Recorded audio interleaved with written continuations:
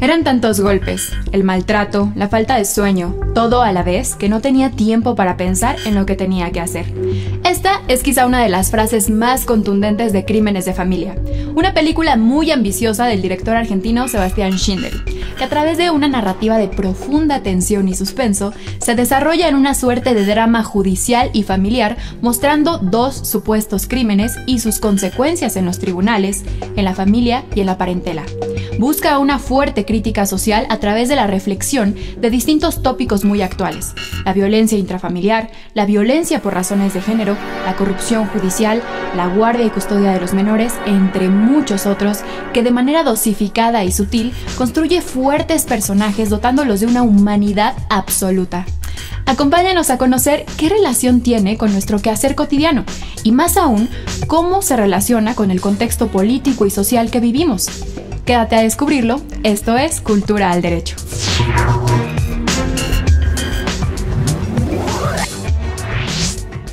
Bienvenidas, bienvenidos. El día de hoy vamos a hablar sobre la película Crímenes de Familia, como ya lo vieron en la introducción, y nos acompaña la doctora Karina Gómez Frot, quien además se ha especializado mucho en esta relación que existe entre el derecho y el cine. Y con esa pregunta me gustaría empezar, querida Karina. ¿Cuál es la relación que existe entre el derecho y el cine? Pues es compleja. Son dos disciplinas muy diferentes, ¿no? Sin embargo, a nosotros los abogados nos funciona el utilizar el cine o quizás algunas escenas cinematográficas para vincularlas con la enseñanza, en este caso, en mi caso particular, con la teoría general del proceso. No soy la única que me dedico al cine y el derecho. Pertenecemos a una red iberoamericana de profesores de derecho que vinculamos el cine y el derecho. Ahora, esta película, perdón Karina que te interrumpa, maravillosa que nos recomiendas, Crímenes de Familia, en donde, bueno, podríamos hablar varios programas sobre cada uno de los temas que aborda. Sí. Y uno con el que me gustaría empezar es precisamente con la violencia familiar. ¿Cómo la logramos identificar o cómo...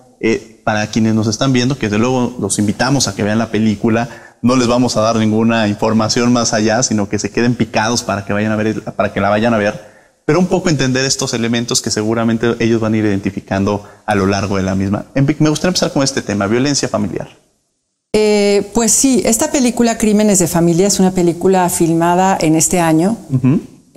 Y pues fue un descubrimiento encontrarla en estas plataformas y darme cuenta de que el cine argentino pues tiene mucho que darnos. Y sin embargo, Crímenes de Familia muestra un fenómeno de violencia intrafamiliar y violencia que se da dentro de los matrimonios, que se puede dar en cualquier parte del planeta, ¿no? Sí. Es decir, que los argentinos rescatan, sobre todo este director Schindel, rescata dos procesos jurisdiccionales en Argentina, en Buenos Aires, uno criminal, es decir, un proceso penal, y un proceso familiar, que se van entretejiendo dentro de la película. Y cuando tú me preguntas de la violencia intrafamiliar, yo concretaría que se trata de violencia que sucede dentro de un matrimonio, ¿no? Y sobre todo por el uso de drogas, por la falta de trabajo, por a veces las parejas se enamoran perdidamente, pero sin embargo después algo pasa, el amor se acaba y el problema es el procrear hijos. Y el gran problema que estamos viendo en todos los países del mundo es después de esa separación, lo que sucede con esos hijos. ¿Qué desarrollo pleno puede tener un hijo que ve que sus padres se pelean de esa manera, que se violentan de esa manera, que se agreden así y que incluso pues hay un atentado, pero no los quiero spoilear, obviamente, pero obviamente sí. El chico es acusado por homicidio, ¿no? Por atentado, por querer matar a su exmujer, o todavía mujer, porque parece ser que ni siquiera están divorciados. Sí, Sin embargo, se pelean de tal manera que ya la mujer ha conseguido órdenes de restricción, incluso apoyo de la policía para que este personaje no se acerque a ella, y sin embargo, pese a que existen estas órdenes de restricción, él se acerca. Y bueno, la película muestra cómo cualquier proceso jurisdiccional siempre hay dos versiones. Entonces, tú al inicio ves la versión de él, sí, del chavo, que es un chico joven, muy guapo, sin embargo destrozado, pese a su juventud. Se le ve una tristeza impresionante en su rostro, porque no ha podido ver a su hijo, ¿no? Se le impide entonces la convivencia con el hijo.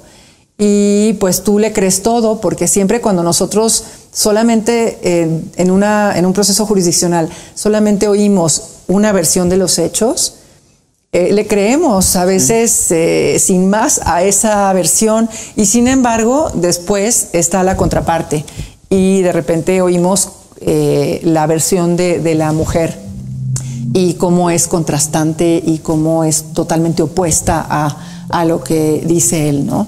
Esta violencia intrafamiliar sucede con mucha frecuencia, y sobre todo por la lucha por la custodia de los niños, ¿no? De los niños, de las niñas, de los adolescentes. Es una problemática también nacional muy fuerte. La Suprema Corte de Justicia de la Nación ha emitido un montón de tesis de jurisprudencia en relación a lo que importa para los niños, niñas y adolescentes una vez que los padres se separan, ¿no? ¿Y qué importa? Pues hay una frase que ya es un cliché, que se llama interés superior del menor. Interés superior del menor. Y ahora lo mencionas, es una película argentina, pero ahorita estás tocando esta relación que nos podríamos identificar con México. O sea, es algo, a pesar de que formamos parte del mismo continente, y el tema de la violencia familiar, el tema del interés superior del menor, no es algo regional, es algo que sucede en todos lados y que tiene que visibilizarse. Y el cine nos ayuda mucho, Karina. Nos ayuda a entenderlo y también a hablar un poco sobre estos contextos, ¿no? Me gustaría que lo enfocáramos también a México, como ya lo venías diciendo. Sí, claro. Pues tenemos muchos problemas. Una problemática tremenda, pero creo que no hemos encontrado la fórmula. Pese a que existe un centro de justicia alternativa que ofrece mediación a las partes, no hemos encontrado la solución de tajo a este problema. Últimamente hemos sabido de mujeres que antes de dar a sus hijos al otro progenitor se matan incluso a los hijos. Verdaderamente unas historias de terror. ¿Y habría algún tema en el contexto, o influiría el contexto político, económico, más bien sobre todo el contexto económico, social?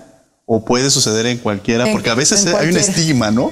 Que de pronto, pero esto pasa en todos los contextos. En todos los niveles sociales lo he visto, en todos. He tenido, no sé si la fortuna o la desgracia de haber sido pues abogada familiar por muchísimos años, más de 30 años. Y tuve la oportunidad de acercarme a muchas de estas personas que sufren terriblemente el no poder convivir con sus hijos. Es una de las cosas más dolorosas que puede haber en la vida, ¿no?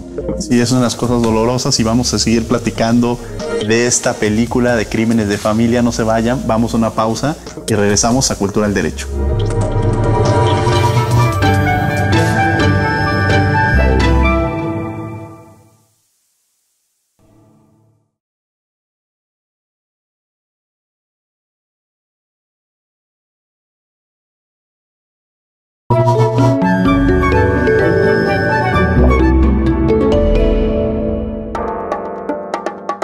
Estamos de regreso en Cultura al Derecho, platicando sobre esta película de Crímenes de Familia. Nos acompaña Karina Gómez Frot, quien ya hablamos sobre la violencia familiar, un contexto de la misma. Y otro tema que se aborda que me parece de gran relevancia es la figura de trabajadora del hogar. Un tema relevante que recientemente es importante atenderlo, visibilizarlo. Platícanos de esta parte dentro de la película.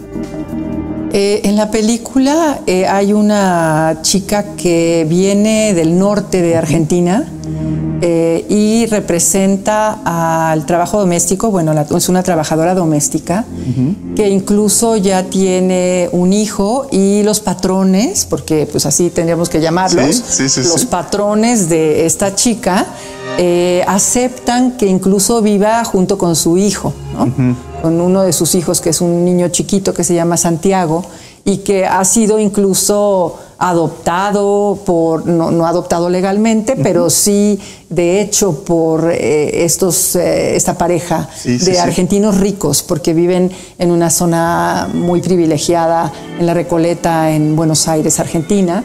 Y pues en el norte, pues la cuestión es que la película también muestra lo que es la desigualdad social, no nada más de Argentina, sino de toda Latinoamérica.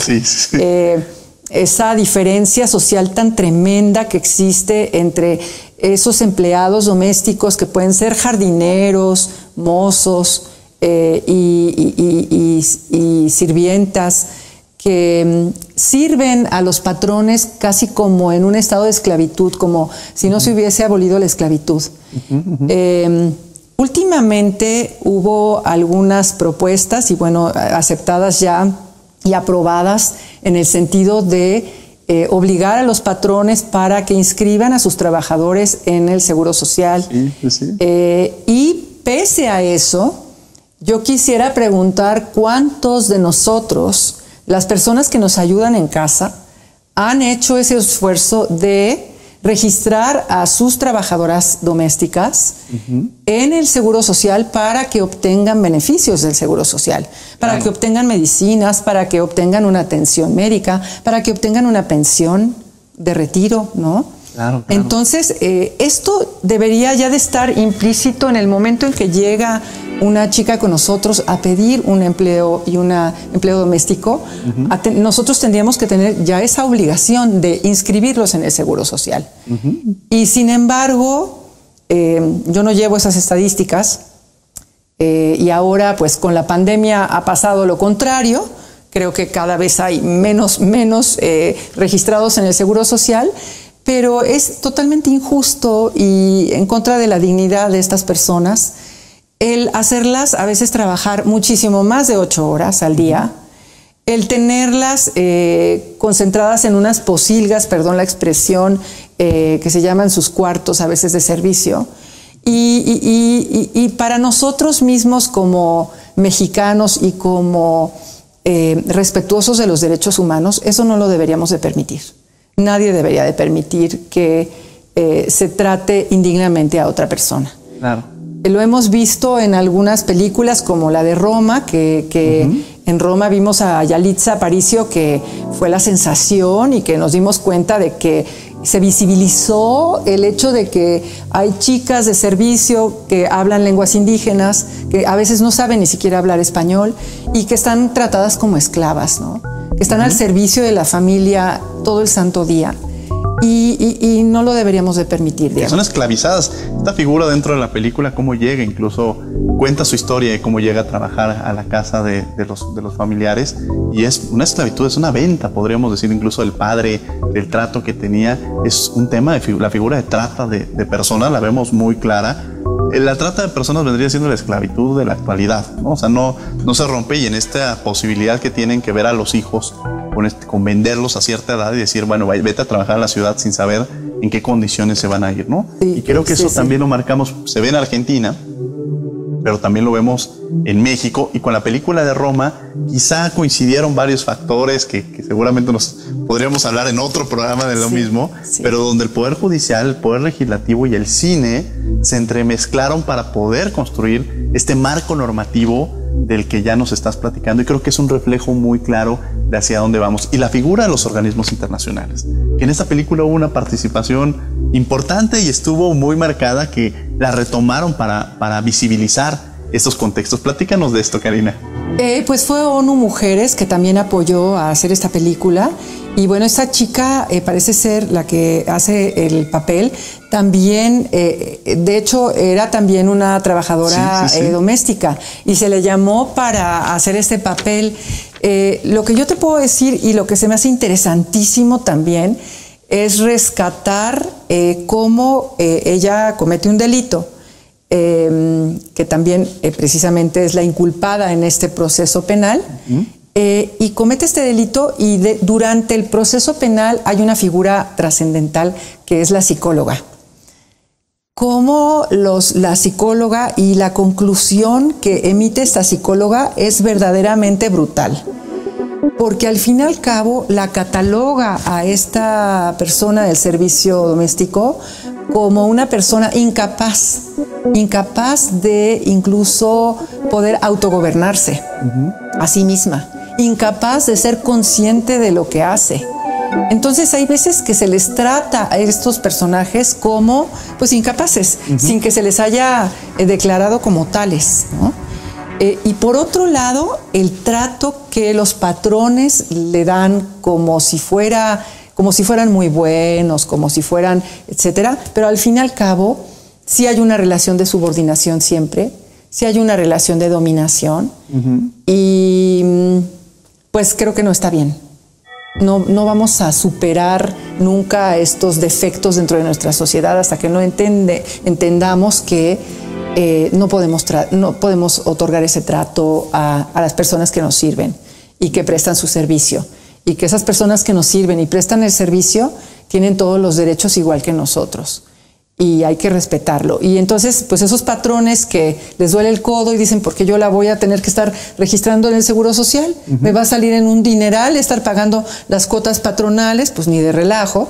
Y entonces, pues la cuestión no se ha regularizado. Claro. Y seguimos en un país de simulaciones, porque al fin y al cabo, pese a que ya tengamos toda esta reglamentación, pues es una simulación, Diego. Claro, y pueden haber trabajadores que tienen 20, 30 años que dicen, forma parte de la familia. Bueno, o sea, no está formando parte de tu familia, al contrario, le estás generando una carga, y que al final de los 20, 30 años tú le puedes dar las gracias por considerar que quizá ya no tiene las condiciones físicas para poder seguir realizando estas actividades, y se va a su pueblo, se va sin ninguna prestación. Si bien le va, le van a pagar los 3 meses, ¿no?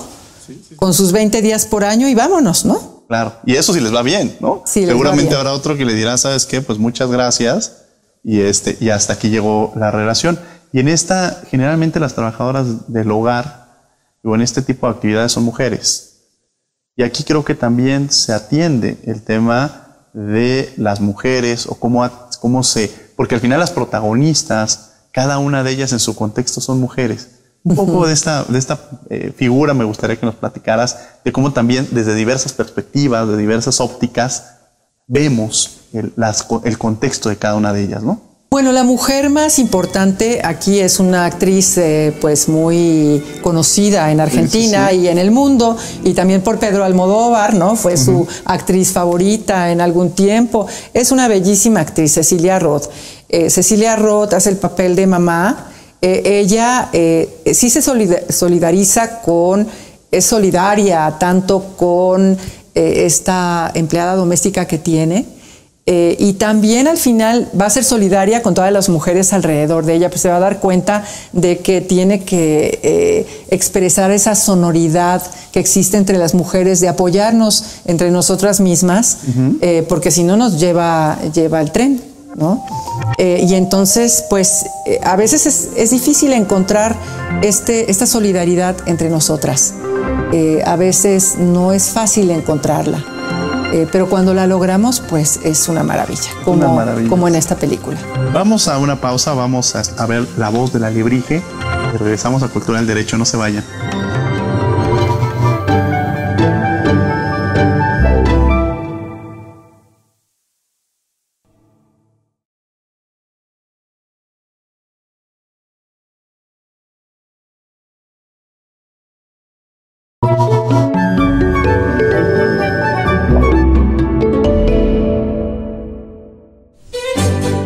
serva padrona.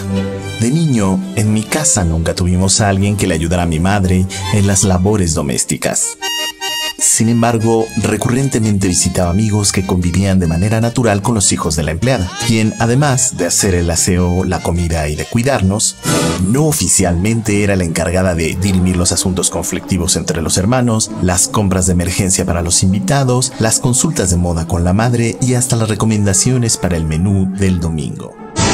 Curiosamente, un día simplemente dejaban de existir o eran sustituidas por otras empleadas, para nunca más volver a saber de ellas. El trabajo doméstico es una actividad no pocas veces representada en el arte, y las razones por las cuales ha sido capturado en cuadros, poemas, historias, óperas o intermezzos ha sido por simple estética o lo paradójico e injusto de su fin. Por ejemplo, Pergolesi en 1733 musicalizó La serva padrona. Es la historia de Serpina, la sirvienta de la casa de Uberto que controla absolutamente todo, hasta el propio Uberto. Un día, harto del dominio de Serpina, Uberto le pide a su criado Spone le busque una mujer para casarse y deshacerse de una vez por todas de esa criada que se cree patrona. Serpina, por su parte, desea ser respetada y en un recitativo clama: ¿entonces por ser la criada debo aceptar el maltrato? No, señor. Quiero ser respetada, quiero ser reverenciada, como una patrona, como una patronísima. La tensión entre Uberto y Serpina es palpable e inevitable. Ella clama respeto y él no quiere problemas. Al final, y después de un cómico engaño, Uberto se da cuenta que siempre ha amado a Serpina y promete casarse con ella.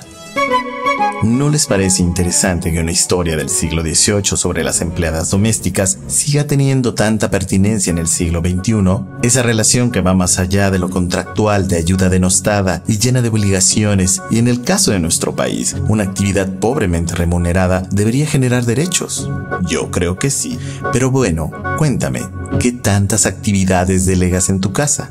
¿Tienes empleados bien pagados y con derechos o promueves la esclavitud suave? Estamos de regreso en Cultura del Derecho, platicando esta película Crímenes de Familia. Hay muchos temas que nos quedan en el aire, el tema judicial, el tema de la ética y sobre todo cómo lo podríamos imaginar o ver en alguna obra literaria. Karina Gómez Frot.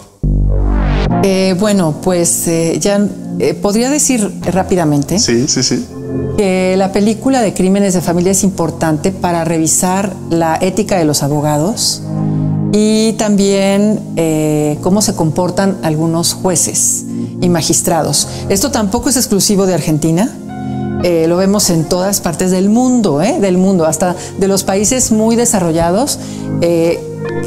¿Cómo podemos hacer para exigir jueces honestos, jueces que no se vendan, jueces que no entreguen pruebas?